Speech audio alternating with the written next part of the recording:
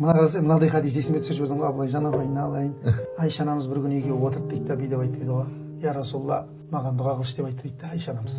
Саллаллаху алейхи я Раббым, Айшаның өткен, келешек, жасырын, жария жасаған барша күнәсін кешірші деп айтты дейді. Айша анамыз ана жерде қуаныштан жарылып кете жаздады. Ана болды ғой, пайғамбар саллаллаху кетті, Айша анамыз кешіріліп кетті.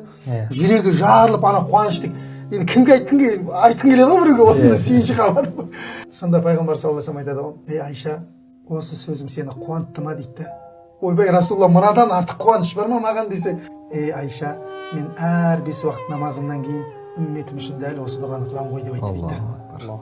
Енді сол үмметі болып тұрып, енді сондай біздің бүкіл күнәміздің кешірілуін тілеп атқан 5 уақыт намазында кісіге күніне бір ұялу керек шығар, 10 салауат айтпасаң дейді. 10 салауат. Бүкіл өмірін саған арнап кетті, ештеңе сұрап атқан жоқ. Бірақ сен бір салауат айтасың да, оның артынан бірдеңе сұрайсың. Қарасаңшы, мұсылман адам калимаға тілеген өмірінде бір рет салауат айту уәжіп деген ғалымдар.